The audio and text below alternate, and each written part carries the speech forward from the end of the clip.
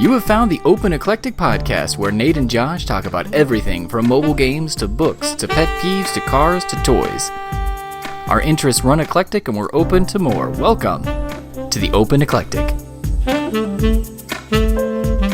let you use mine, but I don't think it would work, even if it had a charge. Well, no, because I'd have to sync it. Yeah. Plus, I don't think the first gen works with...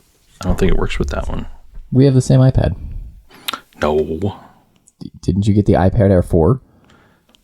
Eric has the iPad Air. Oh. I have an iPad, just a regular one. So I gave it to him when he upgraded. Oh. Interesting. So they look similar. I don't really know what the difference is, if I'm being honest. Like, because there's 3 levels, right? There's the iPad, there's the iPad Air, and then there's like the iPad Pros. Mm-hmm. And I don't know what the difference is quite between the two. Maybe a processor or something. I have to look it up. I think they've diversified too much. It'd be cheaper for them to like drop one of the lines and just have one, reducing their production costs. Then they wouldn't have a cheap option. I think cheaper. I would drop the top tier and the bottom tier and make everything just like as good as you can get it, and just be like, yeah, it's just the iPad. Period. Yeah. And then I can see it. Because I got to imagine that like producing 3 or 4 different versions every year is a little cost prohibitive. Like, it'd be better to just mass produce one and sell it for like a decent price, so everybody's like, wow, this is like... But you'd have people be like, I want a bigger screen. Other people still be like, it's too expensive. Yeah, but like, I don't know what they say anyways about Apple products. Just in general, like all of them, even like the low end, it's for me, I'm like, yeah, it's just too expensive. I mean, it is pricey. That's why I get. But I mean, you can get one of these starting out for $350. Yeah. I'm looking at it on here right now. Let's see. No, not 13-inch. iPad Air. Come on. There's been a few times I've wished my screen was bigger. But Gen. Only when I've been in like traveling and watching a show. Otherwise, yeah, I think these are size. Pretty similar. I'm looking at the... So this has... No. The Pros are basically like computers at this point. They have a little more capability in that department. Yeah. So I guess it says yours supports 2nd gen Apple Pencil. Yeah. Mine supports Apple Pencil. Yours supports Apple Pencil USB. They both support Apple Pencil USB-C. Pineapple Apple Pencil? Pineapple Apple, pepper, blah, blah, blah, blah, blah. Well, they use the same chip. I really don't know what the difference is between them. Yeah, see? I bet Cameras are the same chip, same cores. Maybe the display. I think the display might be slightly better on your, like the quality of the display might be better. It says P3 wide color, and this has sRGB color. They both have true tone. Yours has anti-reflective coating. Mine does not. Yeah, the Pros are, they're even, look, it's Pro, yours, mine has Apple M4, 10 core CPU. Wow. That's like 4 more cores than mine. Huh. Sounds fancy. It's funny because like the main reason I got an iPad at all was for editing. Because I was editing another podcast that's no longer with us. Rest in peace, Toy Photographers Podcast. Oh, that's no longer a thing? Yeah. They were going to bring it back, and the host sent me an email. I was like, hey, you want to get back into editing again? Would love to have you, we're going to resurrect it. And I responded right away, and I was like, yeah, absolutely, count me in. And then I never heard back, and then they made an announcement that it was coming back with a different editor, and I was like, what did I do? Like, why are you mad at me? So I messaged her, I texted her, I was like, why are you mad at me? What's going on? And she was like, well, I never heard back from you. And I was like, I responded that day. And she was like, oh my goodness, this got lost in my inbox. I'm so sorry. And I was like, you know what? It's actually fine. I'm just happy the podcast is back. I loved it. Can't wait to hear it. Let me know if you need any support. I'll be the backup editor. Somebody else can take it on now. She was like, okay, cool. Yeah, no problem. We're going to get like several episodes ahead and then all good stuff. And I messaged her like a month later. I was like, hey, when's the first episode come out? She was like, well, the other host didn't really want to do it as much as I thought they did. So, well, that's no good. And I was like, yeah. It's tough. What a roller coaster of emotion. Kind of was. You're like, I'm going to be an editor. Yes. No, I'm not an editor, but it's still around. Yeah. And now it's gone. Oh. Great. Yeah. Good. Good sound check. Yeah, I think we're good. Sound check. Man, Sound check me. so how long has it been since we recorded? I was gonna look, and then I got cold feet on it, and I was like, I don't want to know. Why not? Why don't you want to know? I was like, I don't know if I want to know. I just want to jump in. Can we find out now? Yeah, I mean, that's sure. Why not? I think it's. Are we getting closing in on like a year? Surely not. I thought it was like 8 months. I was gonna say 10 months. We recorded some in January or February, I feel like, and we had maybe talked about like plans for the year. Maybe February 19th, yeah. 2024 was when the last one came out. All right. Yeah, well. And now we're back. I've got a new table. He does have a new table. It's nice. It's got cup holders. It's fun. Yeah. It's a oak table with a neoprene cover and a random fabric cover on top of that. Secondhand market. New life. New life, yeah. Absolutely. It's I went to remove the old table and like one of the legs fell off and I was like, yeah, that was like a bump away from falling apart. So this is good. This is good. Oh man. And I think like it's clearly set up like intended for, I think, 4 people around this table. The cup holders are laid out weird, but I think we could, if we wanted to, still get like 6 around the table. It'd be a little cozy, but not too bad. Yeah, it's a nice table. Yeah, I like it. I'm pretty happy with it. So you got a grid laid out here. What are you working on? Oh, this was a gift from a friend who he really wants to come in and do a GURPS campaign, like a little one shot or something, because he's been getting into GURPS and is doing like an online game. Oh. And as we've compared notes, GURPS is such a sliding scale that we play very cinematic, right? Like it's kind of just, I don't worry about like how many feet away are you from each other, or like could you reach out and touch him? It's kind of just, it's really more like vague. It's like, I don't know, the room is like this big, as big as the room we're in, right? It's pretty vague. But if you wanted to, you could be like on the other side of this. This is a square grid. But on the other side is a hex grid is what you're supposed to use. And you could like math it all out and be like, oh no, you're a yard away. You're not close enough to engage with them in that way. So he plays a much more technical game in that sense, much more crunchy, and I keep it very loose. See, that's what I like about your campaigns is that it's loose, and that's something that I didn't enjoy about a D&D campaign that I was in. Yeah. It was like, like I move, I can, here's my movement range, and I can move this far on my turn, and then I can do this, and then I can. Yeah. I don't know. I mean, maybe I just haven't played it as much and haven't gotten into it as much, but there was times where we like laid out a couple of things. And we're like, okay, this meeple's going to be you, and this die is going to be you, and this is going to be you. And yeah. So like we've had to do that, and I think the hex grid would help with that actually a lot on the occasions when we need it. But I try not to need it very much. But he got it for my birthday, and he was like, this is also, he goes, it's a gift, but it's also a hint. I'm ready when you are. So I was like, okay, that's fair. Nice. We've been talking about this for a while. I'll put together a little one shot, and he can come and experiment. Right on. So let's see what's happened since our last episode has. it's February. So what did we do in our?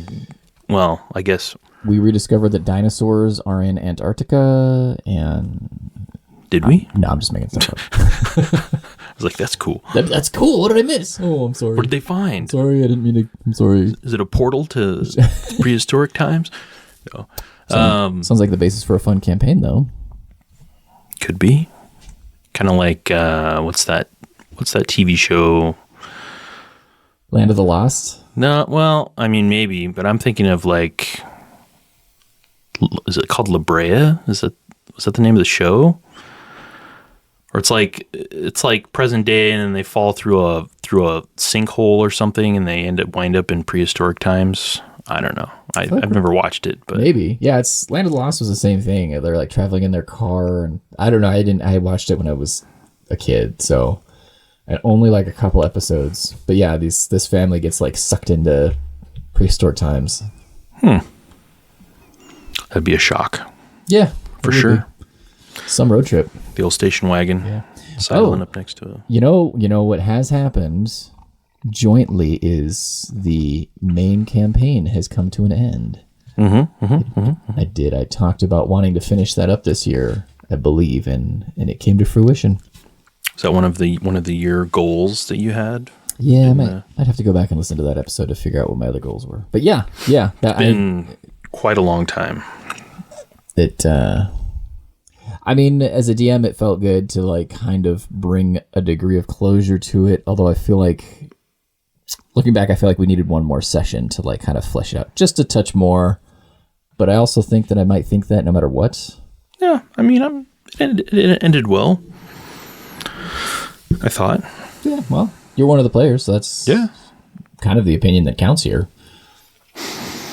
I suppose as a DM, you probably want to be like, there's always something that you'd want to improve, or you feel like you're always like, if only I would have done this instead of that or that, or maybe we could have tried this. Yeah, the parts of it felt really tight to me. Like it went way better than I had planned. Like when we overthrew the trafficker gang, Bochi, like shortly after Jared joined us. That whole turn of events actually went like superbly. I thought that was fun. One of my favorite parts. Everybody was really just like, it wasn't so serious that you couldn't have fun, I felt like, but it was really firing on all cylinders. It was a high engagement. It was good. There we go. It was good. Yeah.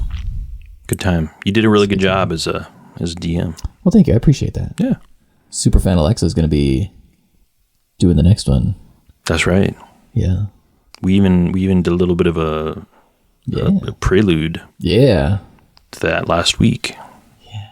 Kind of a 1929 is the setting. Mm-hmm. Couple of guys looking for work. Mysterious work. Shady supernatural work. Shady. Something weird is definitely going on. Well, I guess she said it wasn't going to be like, she kind of not dampened, but like put some caveats on it, didn't she? Like, yeah, she was like, it's not going to be not going to have like special powers and that kind of thing. But then there's some weird stuff that was going on. So now I'm trying to figure out if we're like, she's pulling our leg. Maybe we're in a hookah den, and we're just tripping. we're just tripping. We're just wasted. It's just gonna be like, you wake up with a massive hangover. It's 1997. You stumble out of the door, straighten your tie, go to your car, drive to your job. Drive to work. Oh man, that was a great. Was that a Matrix reference, Nate? That's what that felt like. That was great. No, I was just riffing. The Matrix? What is that? I don't know. Never heard of the Matrix. Anyway, Neo. Meaning new. Didn't you say they were going to bring that out in theater again? Like the first Matrix? They did. Oh, they already did. I believe they already did, and I had stuff going on both nights, I couldn't make it work for scheduling to get to it. That's what I hate about those limited releases. Like, give me a week instead of 2 days. They always do it at the big theater too. I'm like, why can't you just reserve a screen for that and just have it run for like a week? Like you said, like a week. Yeah. Instead of like 2 days. Was it like the middle of the week too or something? Or it was like a Thursday night, and I had already committed to going to like my kids' cross country stuff, which was probably the right choice. And they ran well. Kids. Yeah. And that's when we were supposed to start the preamble. And then there was a thing that happened with the DM. She had a semi-emergent situation crop up, so she wasn't able to do it. And so I was like, well, dang it. I could have like really pushed us to come back early or whatever, and I could have gone to see it. And then... Yeah. Was it Saturday night of my birthday? It was I had already had... Oh, no. I had a work thing on a Sunday night, which is very, very rare. But it was our 125th celebration of our existence. Started in 1899. I suppose that's an important milestone to attend to. I guess. It was fine. We were talking about when we first saw The Matrix. I saw it. It was after a school function on a Sunday night. What we call in the Adventist world, the Adventist biz, a banquet. A banquet. Not a dance. Nope. Not a dance. Prom. Not a prom. No. Not a banquet. Banquet, yes. Something where you can, go by yourself, friends, take a date, whatever. Or not a date. It's a date, not a date thing. Yeah. Anyway. And even sometimes when you take a date, it's not a date. Right. That was real annoying about it sometimes. I know. So it was after, as was tradition, at least when I was a young lad. This is high school times, by the way, in case, you were confused. We would go to the banquet and then we'd go to somebody's house and like watch movies. Yeah. So I went to a friend's house and we watched The Matrix. That was the first time I ever saw it. Of course, that made sense because it was a rated R movie. I was like 14 years old. Yeah. Probably shouldn't. My dad probably wouldn't have approved of me watching that No. at the time. But yeah, it was VHS. Wow. Watching it on spot. I'm pretty sure it was VHS. VHS. Wow. I mean, I guess it could have been DVD. But when did DVDs come out? That is a really good question. Because the Matrix movie came out in 99, right? Yeah, that's my reference in my head. And because in the movie it's the year is 1999.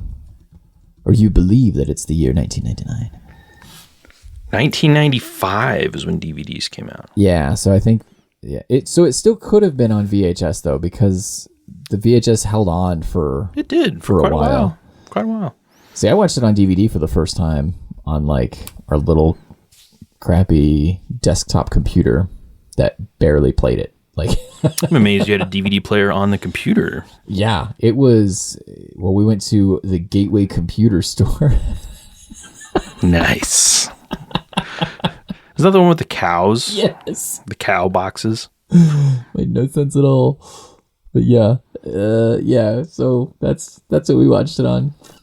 My stepdad and I, because I had a PlayStation 2 at the time, so we could have watched it like upstairs on the quote family TV, but I don't remember why we didn't. But we went down to like the sub basement office and the man cave. Sure. This room was small enough that it was like the computer desk was in there and there was a filing cabinet, and that's almost all there was room for. So I had to bring in like a chair, like a kitchen chair from upstairs to bring it down and like watch it. And that's how we watched it. That sounds like the height of comfort to watch a movie film. Right. Yeah. But it was, So when I watched it, I don't think I even saw all of it. I think I had to leave before it was over. Which was also common for those movie night after a banquet things. Yes. Yeah. Like, oh, I gotta get home. Especially if you weren't driving yet, because then your parents, somebody had to come and get you, so you were real limited. Or you had a curfew, and so I had to be like, gotta be back before a certain time. Yeah. So, but I've seen it many times over the years since then. So, and I did see the second and third ones in theater, because that was like, and the fourth, we saw that in the fourth one. Yes, I was gonna split that between like the eras. Yeah, that's fair. Yeah, I saw second and third ones in theater as well, I think, because they came out like in I was in college by then, I think, when they came out. Well, and they had the you would have been in college too. Into the Matrix game. Was it Into the Matrix or the Path of Neo? Into the Matrix, the Path of Neo, or something like that, and it had like a hacking simulation thing, and you could try to enter like random code into it it was basically just like a DOS thing to try and give yourself like boosts in the game. The game was fun, but it needed like another pass of like playtesting, I think, before it was released. Oh, really? There's a few things that were just super buggy, but it had actual cutscenes that were not in either of the movies that were like done with the actors for the game. Really? Yeah. I remember, was that the same one as because wasn't there like an online like MMO Matrix game that they had? I think that was a different one. This is a different one. Okay. Because I remember Glenn, our dear friend Glenn, was very into that. Very into that. He was into the Matrix for like deep. Oh, he loved hardcore. it. He loved all that stuff, which was cool. Well, he hated the third installment so much he wouldn't acknowledge its existence. And so he would talk about like, I can't wait for the next movie to come out. And we were like, it's out. And he's like, no, I don't know what you're talking about. Came out. No, it's not. And we're like, okay, buddy. Oh, yeah. I remember him. So he played that MMO game for a while. And so we had the video games, we had the second and third that most of us acknowledge, I guess. Yeah, I know. And then the Animatrix. Yes. Which had lots of cool stuff in it. Loved the Animatrix. I bought the set, the DVD set that had all the movies and the Animatrix in it. Yeah, I have that. It's like it was like with at the time it was like the Super Saver special. It's like our local grocery store would have like DVDs, but they were the like multi-packs. So it's like double-sided DVDs. So I have like all of them onto 4 discs or something like that. Oh, nice. I think. Anyway, yeah. Yeah, Fun good times. stuff. And yeah, we did go see the new one when it came out. Which, what was that, like 2 years ago? Yeah. 3, 2. I keep hearing seeing stuff crop up that they're going to do a Matrix 5, and I'm just like, well, if you feel like you need to, I guess I'll go see it. Sure. Yeah. It'll be just me and Nate in the theater again.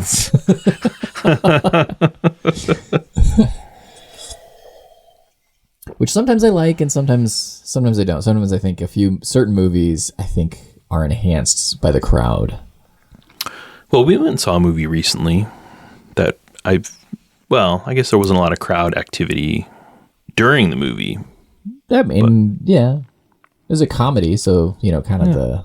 Saw Blazing Saddles. Yeah. Nate saw it for the first time. First time ever. Was shocked, it just shocked me. I was so blown away. And then I told Shelley later, and she was like, oh, no, I knew that. Because you were just as surprised the last time you were told that. And I was like... I must have blocked it. It was too shocking for me, and I just blanked it completely. I think it's one of those movies that, like, if you didn't grow up watching it a little bit, it's maybe not as solid now. There's a reason. We were talking about this afterwards. There's a reason you can't quote a lot of the lines from it, because it's very, racist. Yes. As is all of Mel Brooks's movies to some extent. Like, the producers is very, anti-Nazi, for example. Have you seen Young Frankenstein? I have not. I was going to say we should watch that sometime. That sounds great. Because that's a Mel Brooks movie, right? Yeah. What about Spaceballs? Is that? I guess maybe that's not racist, is it? Maybe it's not. Maybe it's just those two movies that are super like anti-racist. Because I was like, you know what? Actually, Men in Tights isn't really.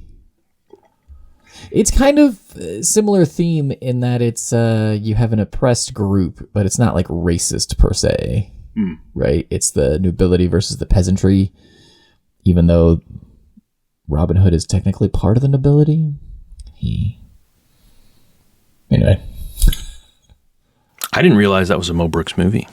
Like Men in Tights? I mean, for a long time, I guess. Dude, they say it at the very but as part of the dialogue. We hate you, Mel Brooks. It's been a really long time since I've seen it. Okay. I was probably a kid when I saw it. So I just thought it was a silly Robin Hood movie. Yeah. I mean, it is. It is. It's so good. But I didn't make the connection for a while. That was like the ultimate quotable movie for years in my friend group. Just... Yeah. Still probably is. Like any of those people from my past, if you dug them up out of a backyard and asked them.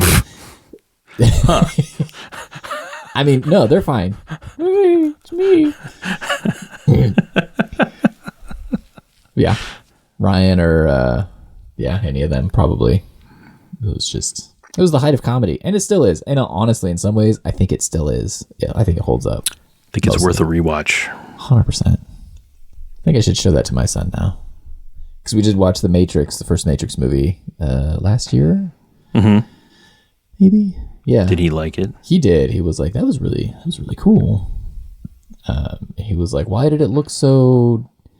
He was like, the cinematography was weird though, because when they're in the real world, it doesn't look right, and then when they're in the digital world, you can really tell it's the digital world. And I was like, yeah, that was intentional. It's by design. But I think somebody in the Matrix Reddit thing posted recently. They're like, I put in my DVD copy of the Matrix into my PlayStation 2, and I'm watching it on a CRT. TV nice. As the Wachowskis intended. And I was like, it kind of was. It was made to optimize the media available at the time for their advantage. So I don't know. Because it looked off watching it on like my new era flat screen. Just a little. And I don't know if I could have, maybe I was just looking for stuff, but I don't know. Or maybe if I got like a newer Blu-ray copy, it would look better. Does the digital world parts, do they have like a tint to them? There's like greenish. They up the green element, or like the green like color sliders to boost it all, and then they tried to not show any of the sky to eliminate any blue at all. So yeah, blue meant you were in the real world, and then that's why everything is like gray and blue. When they're on the I almost call it the cephalopod. That wasn't right though. The Nebuchadnezzar. Yeah. Nebuchadnezzar.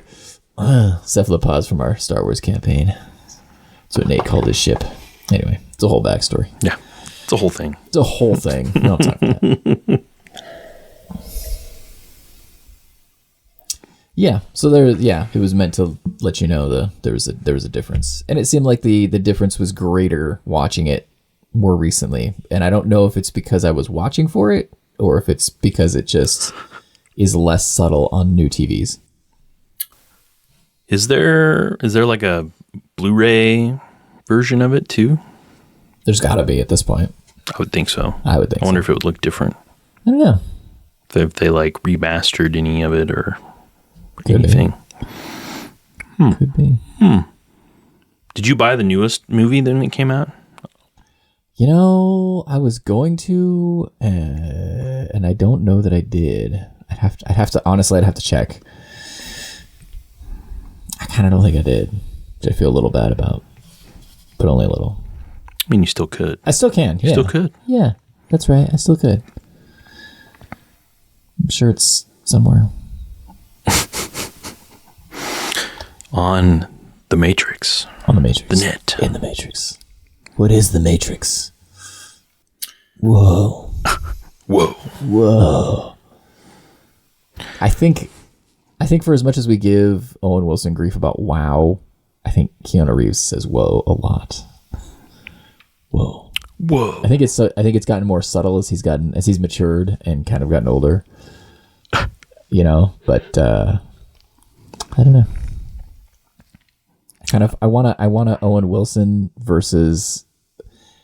So they took like the wow sound and put that in for lightsabers. So I want wow to be one lightsaber and whoa from Keanu Reeves to be another one. So when they're swinging together, you go, wow. Whoa. Whoa. Yeah. Anyway, sorry. That's what I want. Somebody needs to do it. I don't have the skills or the time. All right. So listeners, you have an assignment. Lightsabers. Wow. Whoa. Or maybe we just want Owen Wilson to say all of the Keanu Reeves. I'm sure someone's made an AI. Owen Wilson AI bot. Yeah. That's another thing that's kind of blown up since our last episode. That's AI. True. Yeah. We got Copilots and Geminis and Meta's Llama. And you made that up. Llama? Is that real? No, that's what Facebook calls their AI engine. Really? Yeah, like if you go into Instagram or any of their apps and you tap on their little circle thing. It's not Meta? Well, I think they call it Meta, but Llama is like like I said, like the engine or the model or whatever they use. Okay. Let's see, Meta Llama, the open source AI model you can fine tune, distill, and deploy anywhere. Huh. Okay. Let's see. Wow. Whoa. So I'm going to go to Gemini and I'm going to search for Owen Wilson AI bot. Is there anything specific you'd like to do with an Owen Wilson AI bot? Here are some ideas.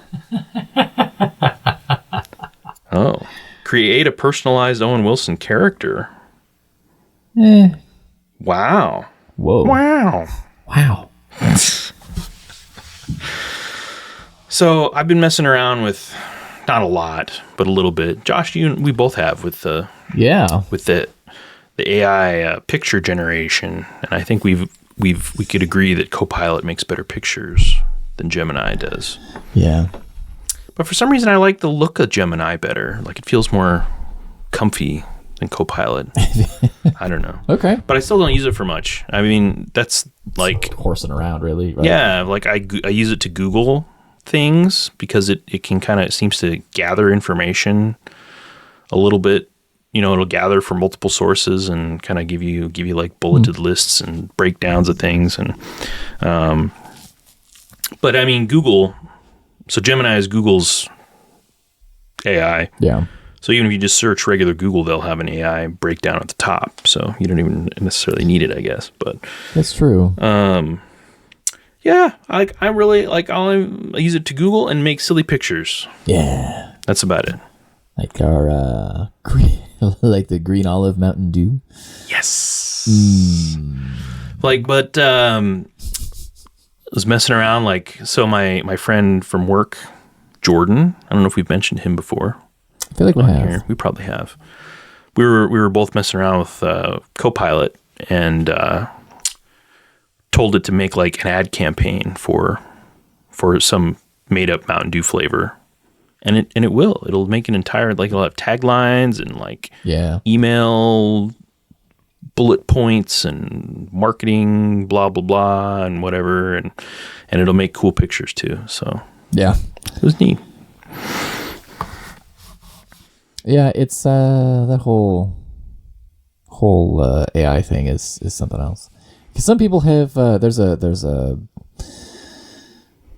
I don't know what to call it, a reader that we'll use at work sometimes. So we'll load in like an article or a book and then just tell it to like read it and it'll come out, and it's really good. It's like creepily good because some of the voices sound fairly natural. They don't sound like robots reading it. Oh. And if there's a section you don't like or that it gets wrong, you can just have it redo it, and it will just spit out a different like inflection. And this is an AI tool? Yeah. It's a reading tool where people have recorded their voice and like uploaded it, and now it uses like AI so you can pick your voice for it too. And one of the premium voices you can get is Snoop Dogg. So so if we wanted to, we could have Snoop Dogg read all of our articles. And it's something he did. Like, it's not something that they like took his voice and did it. He like it was with his blessing and everything. Yeah. Nice. Probably just like, Snoop, you want to like have your voice live on forever? He's like, yo, for sure. That would be really cool though, if somebody asked you to do that. I wonder what the process for that would be like. Like, how much do you have to record for them to be able to extrapolate, your essence? I'm not sure. Probably depends on how accurate you want it to be and whatnot. I like it's kind of handy and kind of fun. In some ways I don't entirely like it because it still doesn't always. There's a human element when it comes to reading and inflection, and I think it does sound like a little dead to me. Like, it just, as I listen to it, I'm always like, this reader's fine, but they're just not. I don't like them that much. I'd rather go in another direction. So do you only use that service or tool like in a pinch, or like? I do. All of my stuff is the audio magazine I manage is all I get people to come into the studio and do it. But once in a while, I'm like, we're in a pinch. I didn't get this on time or whatever, so I'll go to my boss and be like, hey, why don't you have our buddy read this? How many different voice choices do you have? Not a ton. I want to say like 4 in English. The Spanish AI sounds a lot better for some reason, and we're not sure why. It's like the language is just more conducive, but apparently when we use the Spanish voices for Spanish articles, it's much harder to tell if it's AI. Oh, interesting. Yeah. So I always like to goof on that. Be like, they're just saying I. Well, every time it's written, takes me a second, and I think it says "ow." Or if I read something, I do the same thing. I read something, it says "owl," and I'm like, "Is that AI?" AI. Oh, it's owl. Okay. Yeah. Anytime it says AI, I'm like owl, and anytime it's owl, for some reason, I'm like AI. AI? I? It's fine. Oh. So, should we have a conversation with this Owen Wilson bot? So we can engage in a simulated conversation where I'll respond in a way that mimics Owen Wilson's style and humor.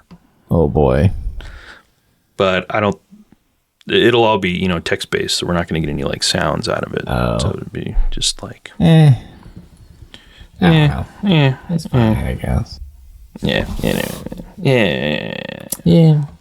Sounded more fun in my head. Yeah.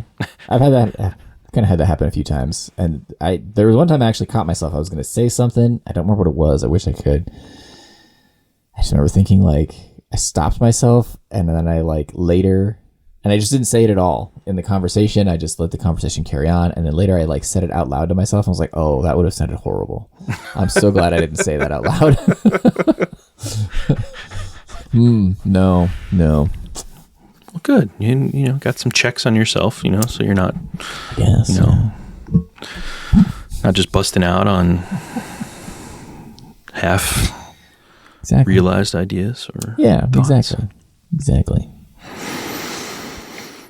I started reading American Prometheus, and it's going well.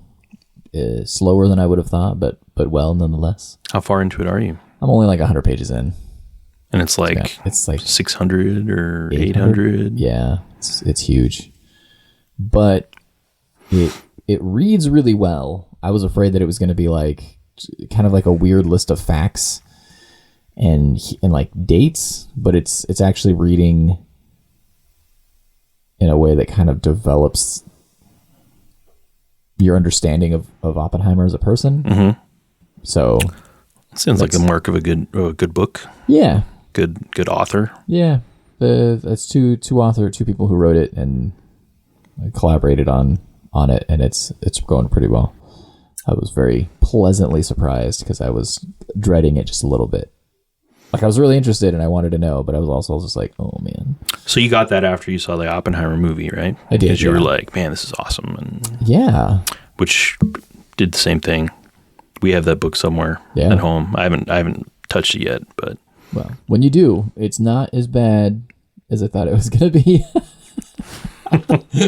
Because I mean, that's what Nolan based a bunch of, or what he used for the, And there's tons of stuff obviously in the book that's not in the movie, and I was just like, yeah, no, this all makes sense for what he cut and what he showed so far. I haven't read anything where I'm like, oh, I can't believe he didn't put this in there.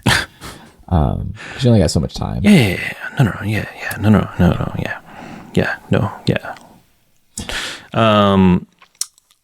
And you bought that Blu-ray. I did. Oppenheimer. Yeah. How many times have you seen it? 3 or 4.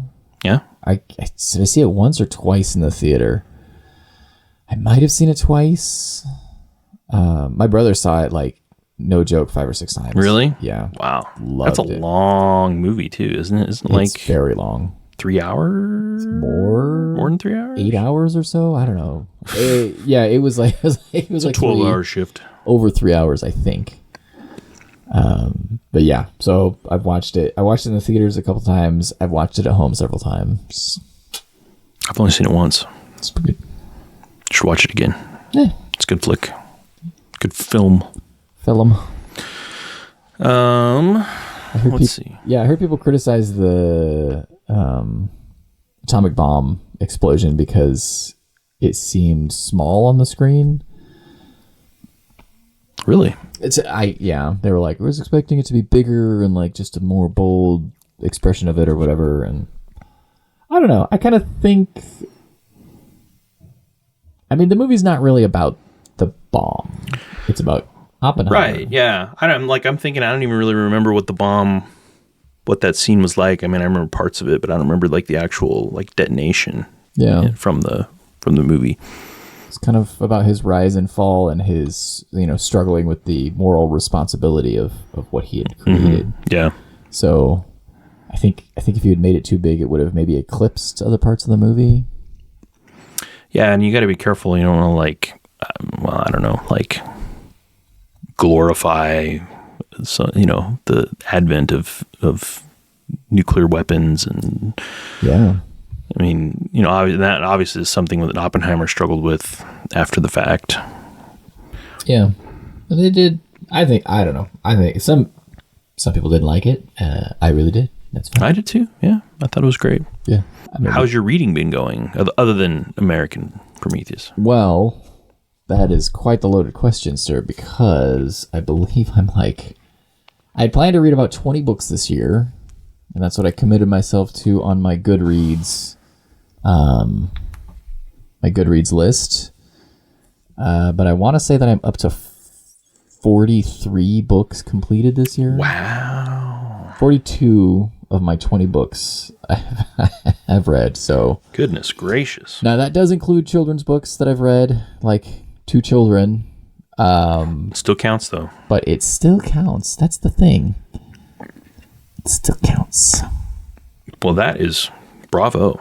That is good work. And it does include the few audiobooks that I've been through this year. I haven't been through a ton because my commute to work is so short that listening to them in 5-minute increments is not a great way to get through them, but that's all right. So there's that. So you basically doubled what your goal was. Yeah. Wow. Yeah. I'm looking at mine here. My goal was a lot more conservative. I only wanted to read. I put, if you don't know already, audience. Josh reads a lot more than I do. So I put 6 was my goal for the year. I'm already over it by 1, and I'm chugging my way through another book now. So I should, but yeah, it's reading is always when I get into it, because obviously there's times if I'm not reading where I'm just like, I should read, but whatever. But then once I get into it, then I'm like, man, this is awesome. I should do this more. Yeah, exactly. Yeah, I finished a couple off of my kind of bucket list of reading. I'd always wanted to read Lonesome Dove because I love the miniseries. So I read that, which was pretty fantastic, and then I was shocked at how closely the miniseries follows the book. There's a few things that get explored more, obviously, in the pages, but it follows so closely that nice. If you've watched one and you decide not to read the other, that's fine. I read Schindler's List, which was a very interesting semi-historical book. I say semi-historical because it says in the book there's so many things that we can't prove that happen. There's a threshold of evidence that you need to be able to say, hey, this is fact, right? But a lot of the stories about Oskar Schindler are from the Schindler Jews, which is what they call themselves. So they're like, this was possibly what happened. This is my recollection of what happened, and nobody has come up and been like, no, that didn't happen, or for sure, yes, that did happen. They're like, oh yeah, that sounds about right. And so there's a lot of legend about Oskar Schindler, which was fascinating to me. So yeah, I read that one, and there's a scene in it that just, I don't know. It struck me as kind of super sad, but also it cracked me up morbidly while reading it. So apparently there was a song in that area that was outlawed because it was a tragic song about a young man who loved this woman so much and he couldn't, she didn't want him or couldn't be with her for whatever reason. And so he kills himself in the song, and the song is just super sad, and it caused an uprising of suicides. Wow. Because of it. And so they were like, yeah, we can't have this song be played anymore. It's too much emotion in the song. People can't handle it. Don't play the song anymore. Well, so that was before the war and before all the, everything went to pieces with the whole, Nazi thing. So fast forward to a party at Amon Goth's mansion. He would have some of the Jews get dressed up and play instruments and whatever to keep his parties going and whatnot, so he didn't have to pay for entertainment. And so there's these two guys that were renowned violinists apparently, and they, for whatever reason, the German soldiers kept wanting to request this one specific song. And so they looked at each other, and then later they're they talk about how they exchanged this look, and what they conveyed to each other is what if we could play this song so well that some of these Nazi soldiers killed themselves? Oh, yeah. And what if, because they were high ranking guys, right? He's not hanging out with foot soldiers. They're all top tier SS men, Nazi, full-fledged Nazis and stuff in every sense of the word. And so they were supposed to not repeat songs too often, but this song kept getting asked for over and over again at this party, and so they kept playing it and played their hearts out. And sure enough, one of the guys gets up, goes on the balcony, kills himself. Oh, jeez. And on the one hand, I'm wow, that's so that's just insane. But on the other hand, I'm yeah, they just didn't have any other way to fight back, and they just poured their whole soul into performing this song. Wow. Anyway, yeah. So some of the stories in this book were just absolutely wild, and there's no way that one I think was one of the ones that they indicated was true, because there was a lot of people there who witnessed it. Right. But there's a lot of things that were in the book, and that's why it's not considered a factual history book per se. It's kind of recounting of people's stories. I mean, they did the best they could. Yeah, to absolutely. make it factual, but I mean, they couldn't. And you can't blame them. They were in guarantee. a concentration camp. Yeah. Like, anyway, so yeah, I after I saw the movie years and years ago, I found out it was a book, and I've always been like, yeah, I'm going to read that one day, and I did it this year. And then I read, speaking of Keanu Reeves, I read Shibumi, which was not at all what I was expecting. In the John Wick movies, and the director for the first one, who also directed, what's that train movie with Brad Pitt? Bullet Train? Bullet Train, is that what it was? Yeah, so in that movie and in John Wick and some other ones, there you can see somebody reading this book called Shibumi.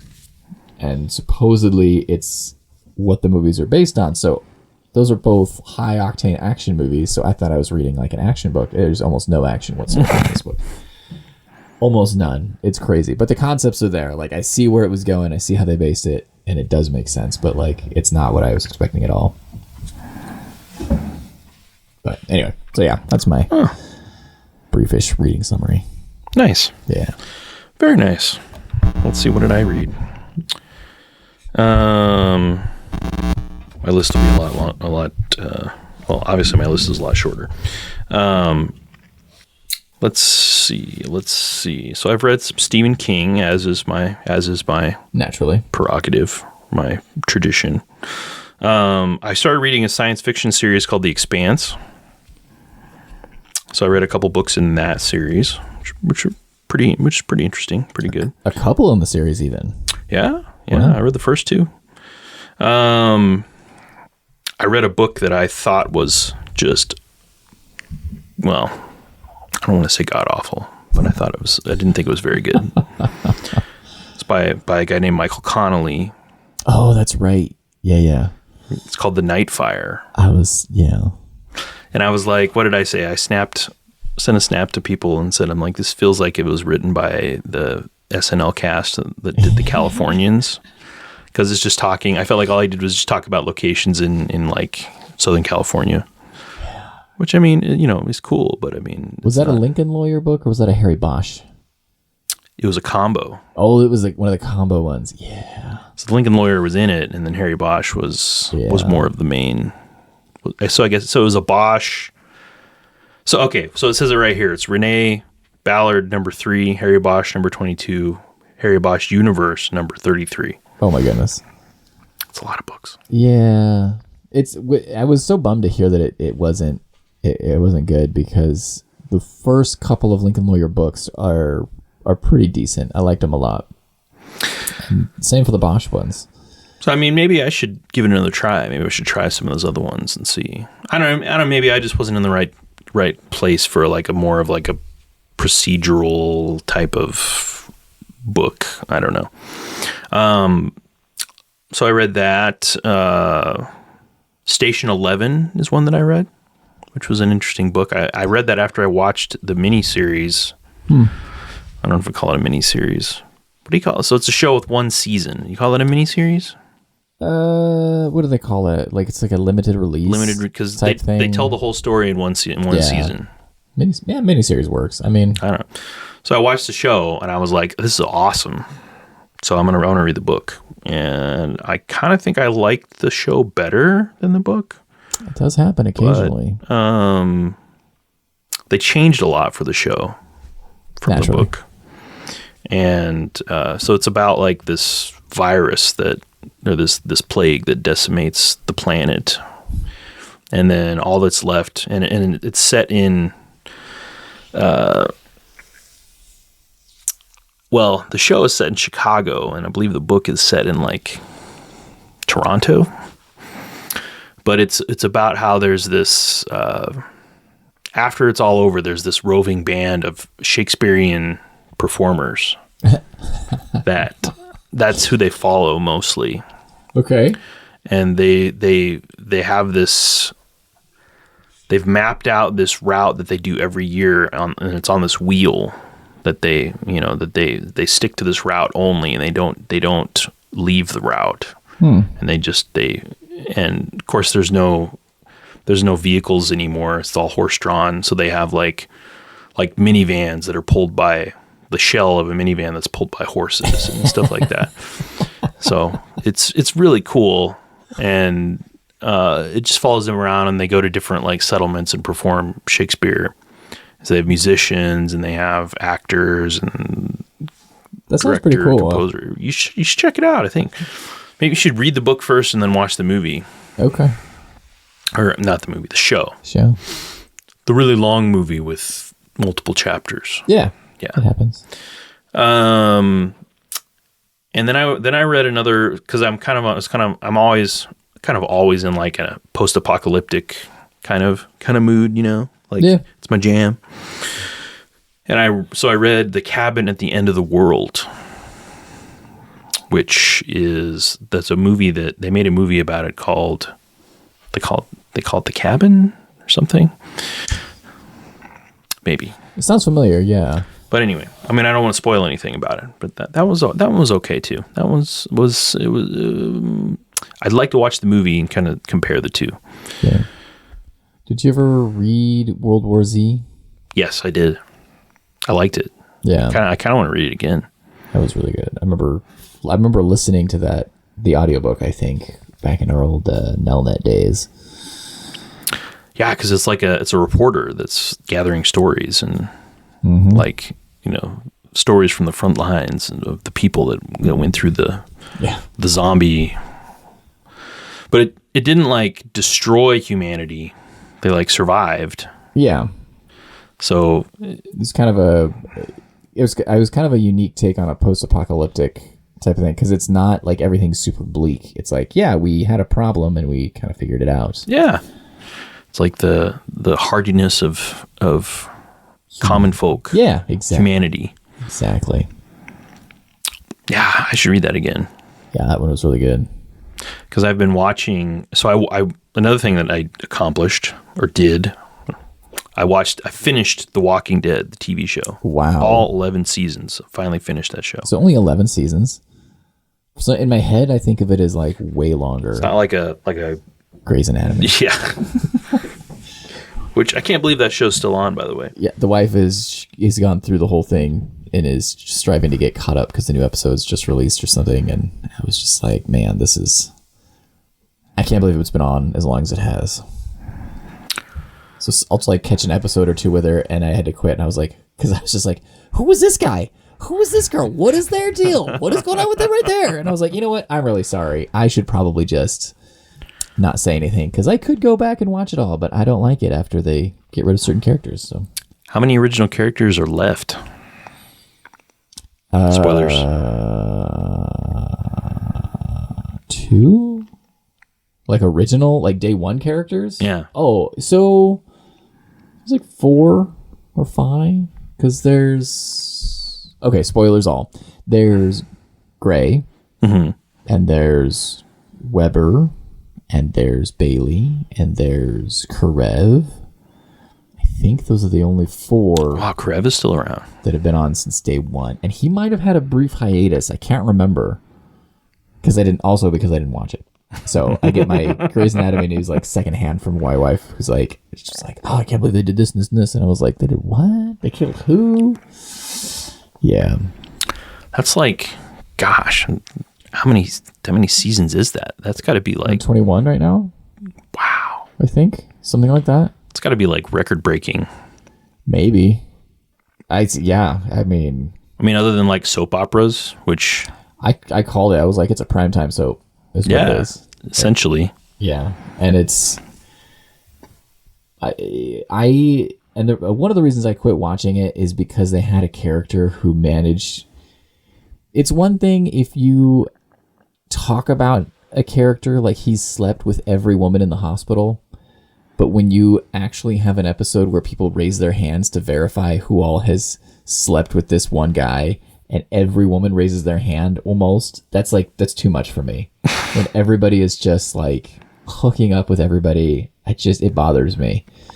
Like, wasn't that the joke about the show though? Even like originally when it came out, it was like, it's all just like people hooking up with each other and kind of. And I can get behind a show that's character development driven only, like to the exclusion of everything else. Like Downton Abbey, character development. That's the whole show, is just character development, and not even because there's not like a lot of action like you would have in, say, The Walking Dead, where they periodically fight zombies, or Grey's Anatomy, which should in theory get interrupted by like doctoring. Well, you'd think it's set in a hospital. And there is plenty of that too. There really is. And there's always going to be stuff where you're like, there's no way all of these extremes would happen in one hospital. But that's fine. That's TV. That's the suspension of belief. And I'm fine with that. But yeah, there was just a point where I was just like, wait a minute. He slept with her and her and her, and she slept with him and him and her. And I was like, you know what? This is too much for me. I'm done. Now I kind of want to watch the show. She was like, no, you should watch it. The first, honestly, like 4 seasons are great. Yeah, that's really what I watched. That's like back in the day when they first came out. Yeah, I was watching it live for a while. Yeah, or as close to live as I could. Yeah, I had a friend group who did. That was the thing. They were like, no, Grey's is on. We got to go watch. I was like, don't you have studying to do? And they were like, no, Grey's, and then I'll study. And I was like, okay. Appointment television. Yeah. It's like Lost was. Oh, man. For sure. We're going to start watching that with my daughter. She's old enough now. Oh. We're going to watch the first couple episodes. We'll see if she takes to it. See, I was never in on the Lost train originally, but I binged it years later, and I was like, I get it now. Yeah. Because it's amazing. It really is. And I'm one of the people who's perfectly happy with the ending. Me too. It's as good as the ending as you can hope for in a lot of ways. I didn't have a problem with it. I thought it was great. Yeah. It's a show I've discovered that I struggle to rewatch though. How come? I don't know why. I loved like watching it. That was so much fun. I just struggle to like rewatch that one in particular. I keep thinking I'd rather be doing something else. I mean, you've already seen it. You've experienced it once. Yeah, and I don't know. Because yeah, when my son watched it, I watched a bunch of it with him, but I wasn't. That was him and his mom like really went through it, and I just caught a couple episodes here and there. And he might have rewatched it again. So he watched he watched the whole series. Yeah. Did he like it? Yeah. I mean, I guess he probably did if he watched the whole thing. So we had a Lost themed birthday party for him, where we did like an escape room style thing, and we set up 2 identical escape rooms, or as identical as we could make them, and then the boys and the girls got to like go see who could go through the escape room the fastest. Where'd you do that at?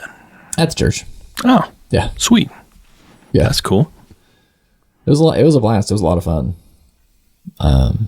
But yeah, he even now he is like, yeah, Lost is definitely still top tier. Yeah, I started rewatching it like, I don't know, obviously after I watched it the first time. And yeah, that sounds really silly. Yes, I rewatched it. Started rewatching it. But yeah, it just wasn't the same. I was just kind of like, there's that, Yeah. I don't know. Maybe I should try it again after, because it's been years since then. I wonder if I should try, because we're going to watch it with my daughter, like I said, and we have a mutual friend who was super into Lost. Like would rewatch the previous seasons before the next season came out. And I think I could have done that, because you're looking for clues at that point for like where this is going, because you just had no idea. But yeah, so she's gonna come and watch with us. So yeah, I think I'll watch it then, and I'm gonna think about what if I really like restricted myself, was like, I'm gonna watch 1 episode a week, no instead matter of what. Binging. Yeah, so kind of like rebuild the suspense, because that's kind of the problem with binge watching a season of something now, is like there's no water cooler talk about anything, and like you had to freak out sometimes if you missed an episode of Lost and you went to work the next day or whatever, and you were like, no, hold on, don't say anything, I've got it on my DVR.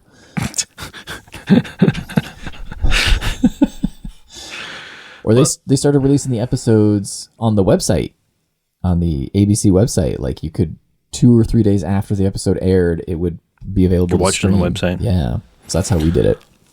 I saw something that said it's been 20 years since the show premiered. Oh, that can't be right. Is that right? That could be right. Because that would be 2004.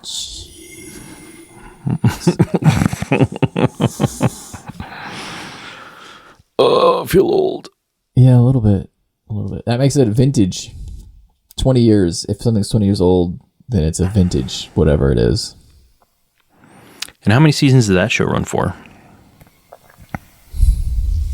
6. Let's see. 1, 2, 3, 4, 5, 6. I count 6 box sets up on that shelf. Mm-hmm.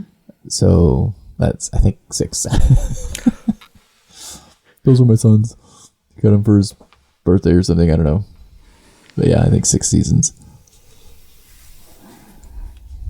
See, that was a good number of seasons. That was a good, like, they didn't stretch it on for too long. They didn't cut it short. Felt like it was... They did have some writer's strike issues. And in one of the seasons, you can really, if you know it's coming, you can really see it. But despite that, it's still, I think, pretty solid.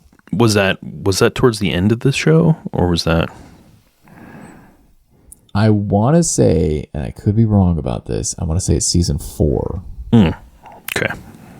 Maybe 5. But yeah, Lost and like Prison Break, just, I don't know. I've never seen Prison Break. Well, it's good. I've heard it's good. They struggled a lot during the writer's strike. There's definitely a season where, like, I enjoyed it immensely, but there's definitely a season where you're like, this really just feels like they just are redoing the first 2 seasons a little bit. Or something like that. Maybe not the first 2 even, but... And someone was like, oh yeah, there's a writer's strike on. I was like, oh, yeah, okay, that makes sense. Makes sense. They didn't have any ideas or know where they were supposed to be going. But that's all right. It was still fun. They did the best with what they had. Absolutely. I suppose. Yeah. So me being a fan of The Walking Dead, one of the actors that was on there was in Prison Break. So I always going to see that reference. It was Rick Grimes' wife, Lori. I'll have to look her up. Sarah Wayne Callies. Oh, okay. Yeah. She's in, yeah. Oh my goodness. Is that... I'm going to look her up because now I want to know. Sarah Wayne? Go away. Kaylee's. Oh, with a C. Not bad. Of course it is. Oh yeah, her. I did not realize she was in Walking Dead. Yep. She's Rick's wife.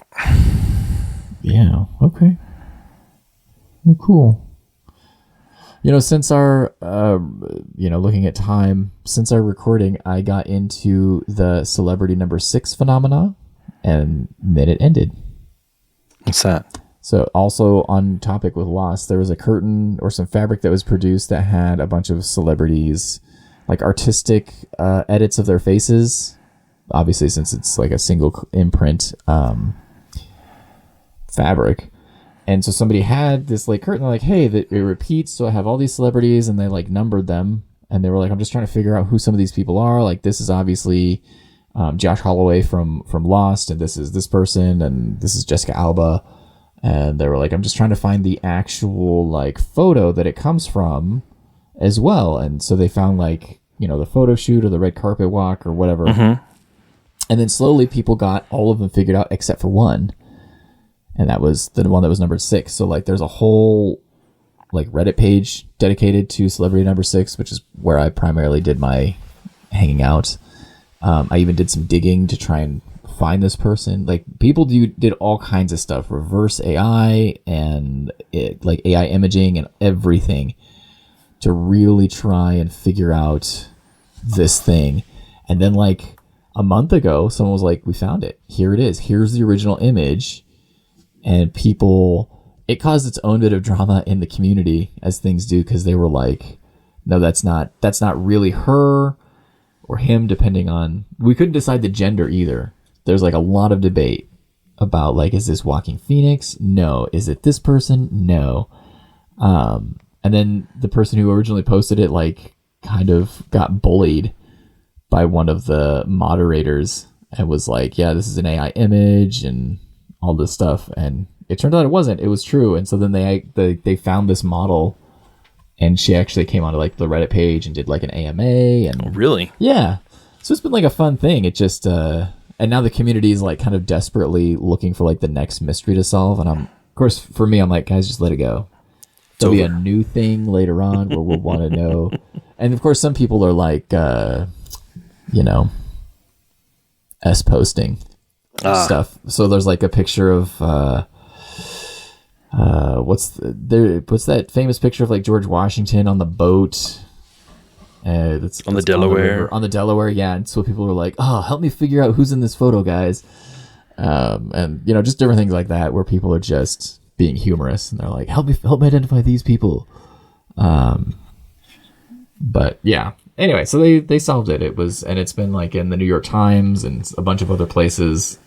And it's weird because you look at the picture that we're supposed to figure out who it is, and then you look at the actual photo and you're like, oh, this is definitely it. But man, I wouldn't have gotten there. So yeah, it was just like a fun thing I was into, and then it got solved. Interesting. I had not heard anything about that. It's crazy. You can find, you should look it up. There's like videos and discussions and all kinds of things. I found the AMA where Letitia Sarda. Yeah, she's the model. She is celebrity number 6. Yeah. So did she know the entire time? No, she was like, I had no idea that you were. It was just a random photo shoot in my life, and I didn't know it was used for that or that people were looking for this. And because it's not, I mean, like, you didn't know about it. No. Everybody else I've talked to has not known about it, but it's been discussed on like late night talk shows once in a while. There's YouTube stuff with like tons of channels or tons of subs that talk about it. So it's just kind of one of those niche things. Like, I'm almost sad they found her because on the other hand, like, the discussion in there was just hilarious sometimes. Could it be this person? Could it be this person? Interesting. But yeah, so that's something I I guess I got into and got out of at the same time. Well, I see what you mean by they're looking for another mystery, because there's a post where they're like, "Can someone tell me the celebrity on this vintage 2000s hoodie?" Yeah. There's just a lot of things where I'm like, guys, it's just, and if you really want to, because I think for like myself, it was just kind of like a fun thing to kind of keep my eye on and check in on periodically. Like, I don't want to be a hunter of whatever this is. Like, I don't want that to be my life. You don't want to be an internet sleuth? No, not really. Not really. Next mystery person can come on the podcast and talk about it. How about that? Ooh, that's a good idea. Yeah. And there's a couple of things too. So there's a moment of silence for all the almosts, could be's, and just so closes.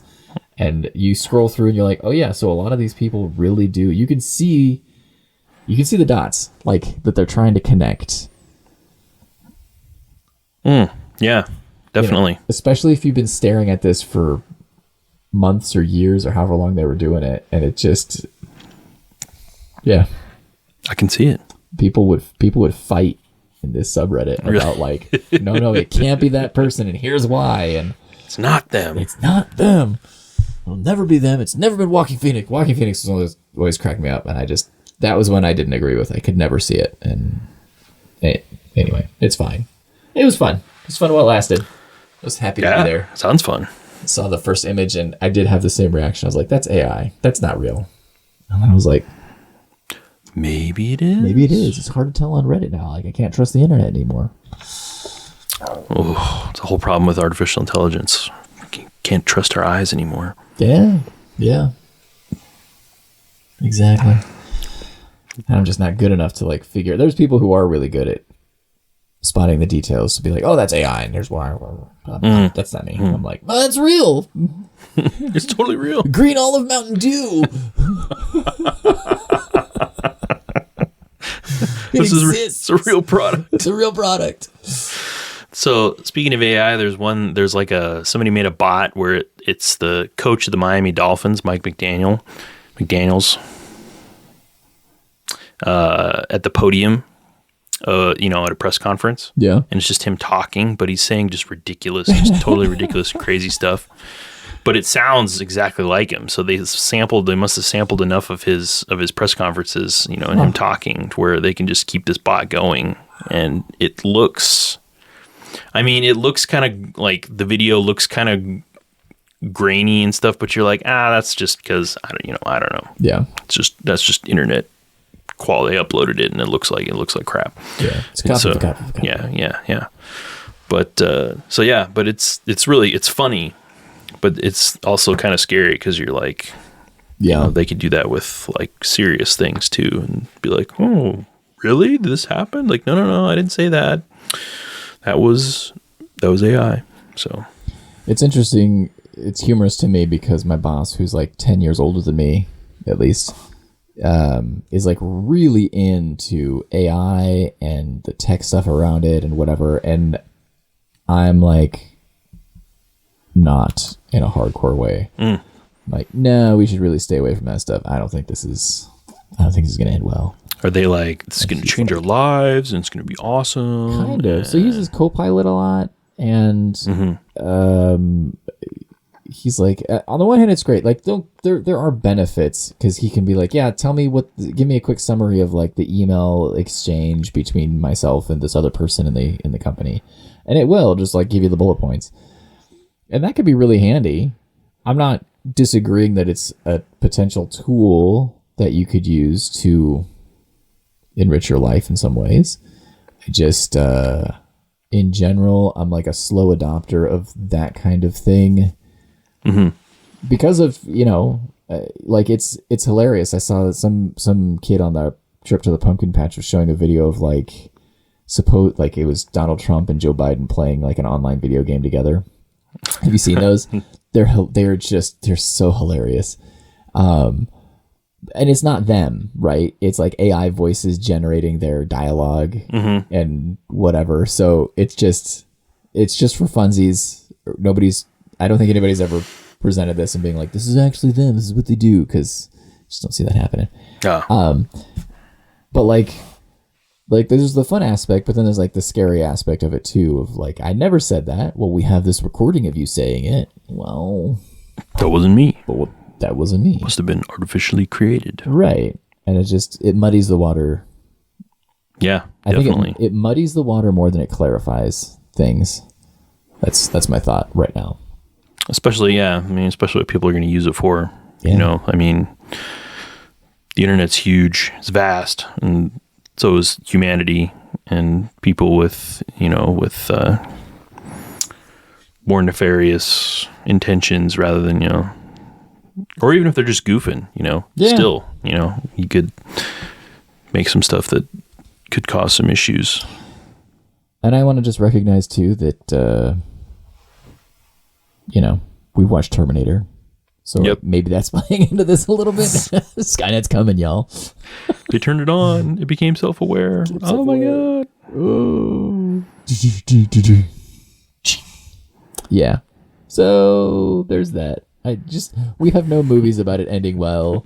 No stories about AI just going super, super great and being like a huge benefit.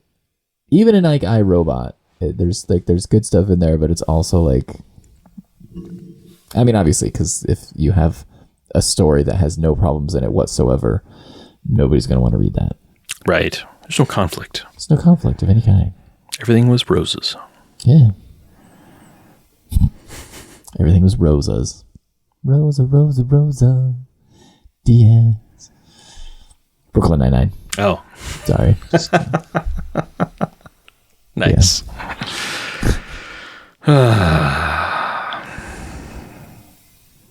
Yeah. Well, we'll see. I I say nice things to my phone, so when the robot uprising comes, maybe they'll be merciful. Treat it well. Our new overlords will treat me with mercy.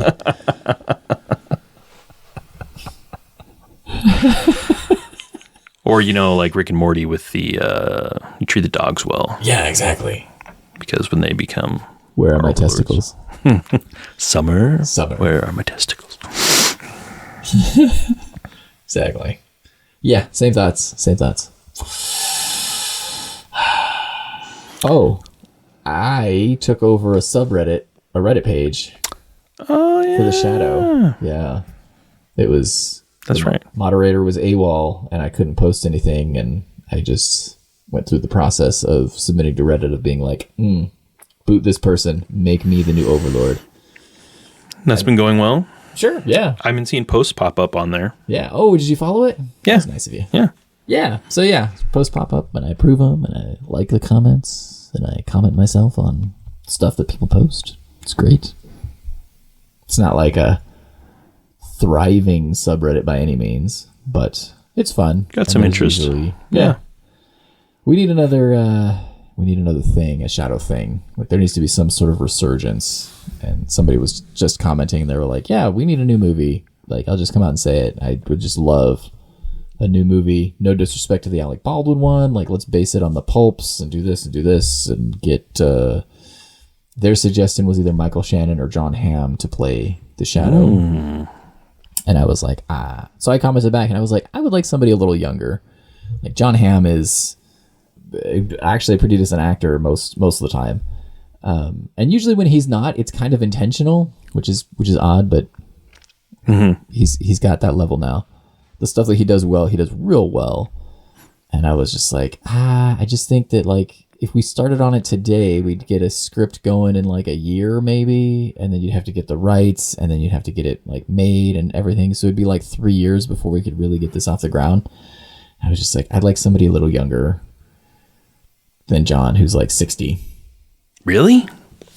Yeah. Wow. I think he was that old. I think so, yeah. And somebody else was like, well, Daniel Craig was like 50 in his first Bond movie. And I was like, no, he wasn't. He was like 35, which I was like, so yeah, somebody like that. It doesn't have to be a child, right? He can be mature and a full-fledged adult. I just think it would be better. That way we can Timothy have Chalamet. No. No. No? Like, I hate that so much I want to edit it out of the episode. Look, Timothy Chalamet is not a good actor. I'm just gonna say it right now. I was joking. Like, he's fine. when I threw that out there. Me. I don't. Because everybody wanted him in every project for a little bit, and the more I saw, I was just like, he just kind of is there. We'll see. Maybe because he was Willy Wonka, which I haven't seen that, but I wasn't like super impressed by the trailer. Yeah, where they steal Gonzo's clothes from Christmas Carol. Did they? Yeah, look it up. It's great. It's the exact same outfit that Gonzo's wearing, just about in. Yeah, it's so similar that it's a struggle to say this was an accident. Interesting. Yeah. No, and you know what? I would go so far as to say if the sacrifice I had to make was having Timothy Chalamet play the Shadow in order to get a nice couple of movies off the ground, I would do it. You would? I would. You dislike him so much, but you would still... I like the Shadow that much more.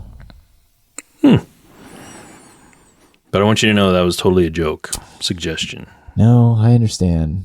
But like... Or I've set things in motion that cannot be undone. He looks good in a tux. I'm gonna give him credit for that, right? Like, you can dress... He's a doll. You can dress him up. That's actually how I feel about Florence Pugh as well. Like, I don't like seeing her on the red carpet or being interviewed. That is, like, cringe to me. But, like, she works really well in the stuff that she's in. For whatever reason, she's a bit of a chameleon. You can dress her up and put her in the scene, and it flows really well. Or in the case of Oppenheimer, I guess you can dress her down. But, like... so, Hey-yo. Hey-yo. But yeah, they're just, and that's fine, right? They're actors. That's kind of what their job is like Let me show up and tell me who I am and dress me up and tell me what to say. True. True. Timmy looks good in a tuxedo, and I think to be Lamont Cranston, to be the Shadow, I think you have to wear a tuxedo periodically. So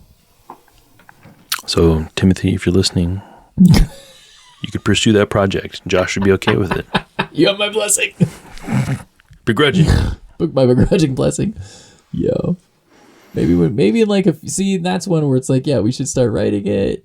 Whoever we is, not me, somebody needs to start writing it and working on it and like workshopping it and get him to commit. And that way in 5 years, when he's matured just a little bit more, like physically, because he always looks like a child to me. Yeah, he looks like but I'm pretty sure he's our age. No, he's got to be like he's 20s? Younger. How old do you think he is? 20. I'll say 26. I think he's touched 30. Think so? I don't know. I think so, but man, I could be way, way off. Timothy Chalamet. Oh, how old did you say? Did I say 26? You did. He's 28. Oh, it's close. You were very close. All right. He's younger than I thought. But yeah, just he looks very young. Maybe I'm just at the age where people look younger, though. These kids get younger every year. No, I agree. He does look young. Yeah. I mean, first thing I remember seeing him in, maybe like the only thing I've seen him in was Interstellar. Was he in Interstellar? Yeah, he was the sun. Like, when the sun was young. Huh, okay. Before everything all kicks off, you know. I've been thinking about watching that with my boy because he's on a Christopher Nolan kick. You know, started with the Batman movies, and we watched. Did we watch Inception? Yeah, we watched Inception, and we watched Tenet, and he's not seen Oppenheimer. Did you like Tenet? Yeah. That's probably one of my favorite. It's one of my favorites. It's so cool. I know. It's so cool. It's so hard to like. Yeah, I understand why people don't like it. That's one where I'm like, okay, look, I understand why you would not like it. Not you, Nate, but like you, the listener, and that's okay. It's not for you. It's for me. This is mine. This is for me. Yeah, it's for Nate and me and people who like it. It's fun. Yeah, it is just really cool. Like the way the music is and the sound effects and just that whole thing they put together. They called a movie. They did a really good job. Yeah, I think so. It was kind of, I don't know. The plot is almost low level plot. I don't know. Maybe it's because I was acclimated to Nolan and some of his, I don't know what, idiosyncrasies, but like, I thought the plot was pretty straightforward. Yeah. Like, they explain the important bits. Like, you're moving forward and you go through this thing and you basically move backwards, and so it complicates things and you can affect how things work. I don't know. Yeah, it just kind of like blew my mind when I was like, you know, when I first saw it, I was like, whoa. Yeah, but it's cool and well executed. Yeah. And the guy, I can't remember the guy's name, the lead actor's name from that movie. I'm ready for him to have like some more stuff. I need to look him up. I bet because I know he's done some stuff. It's just stuff I haven't seen. I think I want to say he's Denzel Washington's son? Really? Somehow that makes sense, though, actually.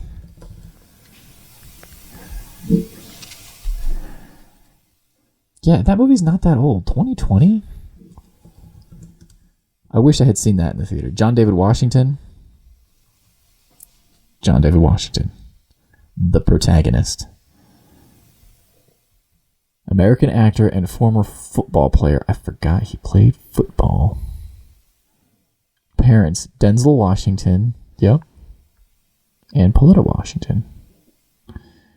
Okay, yeah, he's been in other stuff too. Black Klansman creator.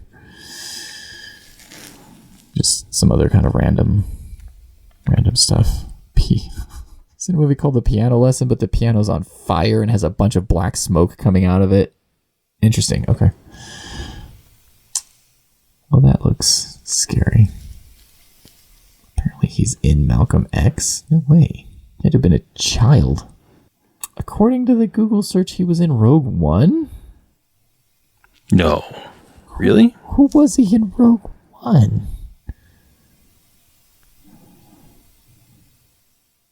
So he's listed in there, but it doesn't say who he played. Stormtrooper number 3.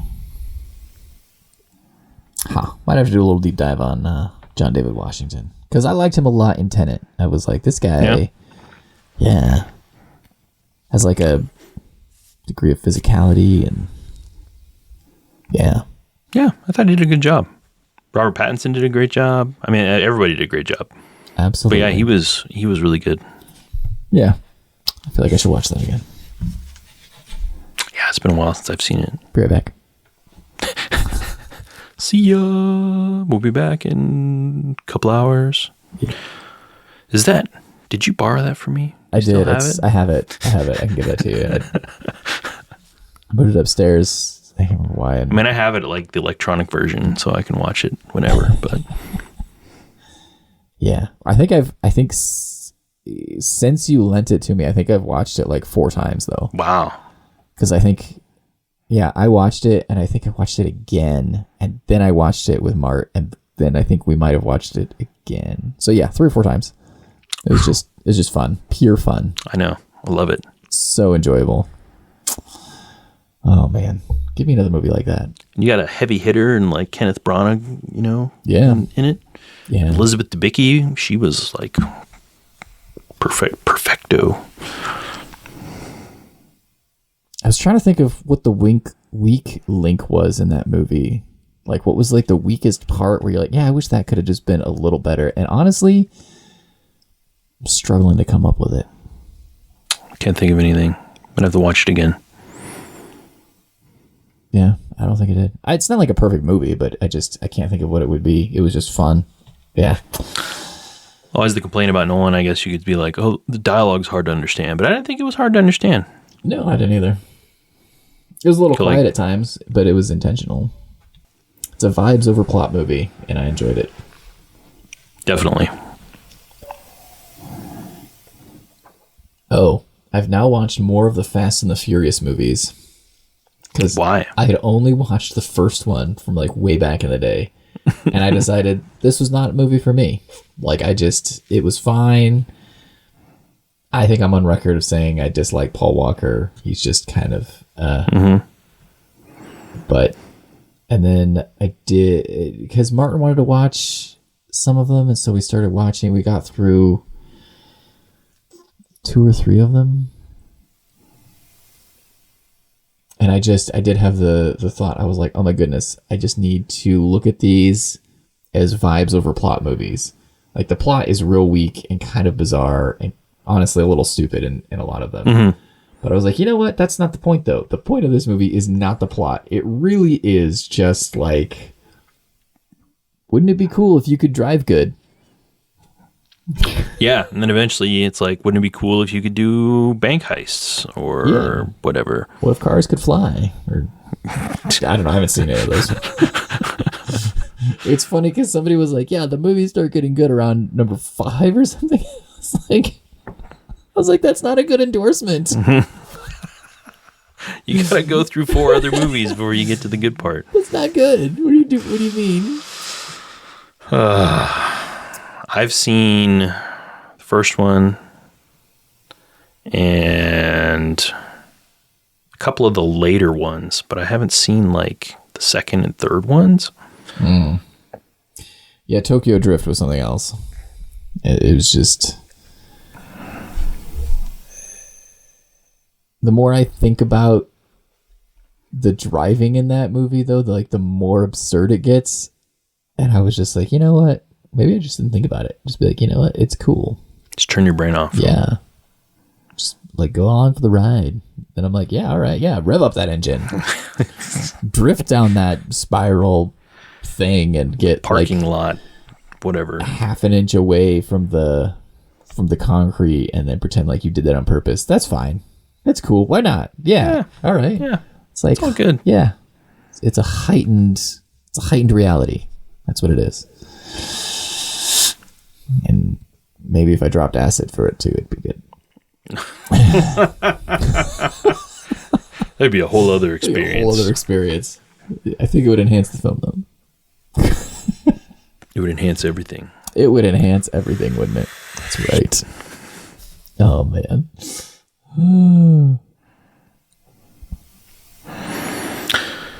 Well, I'm trying to think if there's anything else. We did watch Turtles 2. Yes, we did. So we watched both. We watched the first Turtles and the second one. Yeah. I gotta say, better than I was expecting. Yeah. I really do. And I think those are movies too where I'm like, you know what? I know that I'm gonna go into this. And these are older movies. They were produced at a very weird time. They're problematic with some of the like world building. And I was just like, you know what? I don't care. This was like totally just a weird adolescent basically putting together a bunch of stuff and saying, hey, you know, it'd be really cool. What if we did this? And like, that's how the first several like omnibuses read for the comics. And they're great. And the movies were just as good. I liked them both a lot. I bought a little box set that has like 4 movies in it, and I've watched half of them. They're fantastic. 100%. We'll watch again. It's a great nostalgia trip for sure. Yeah. Yeah. But I mean, yeah, but they're still, I mean, they're fun on their own too. So. Yeah. And you know, after watching that movie and doing a little digging on Vanilla Ice, we could do a whole episode on Vanilla Ice. Do we want to though? I don't know. He sells furniture now. That's right. He worked like some homeware. It's a lighting website. Yeah. Specifically sells like lighting, so you can get Vanilla Ice lighting stuff, and it's just, I don't know. I think he should drop another album. I'm gonna be super honest here. It's time. Ice, man. Should hit him up on X. Yeah.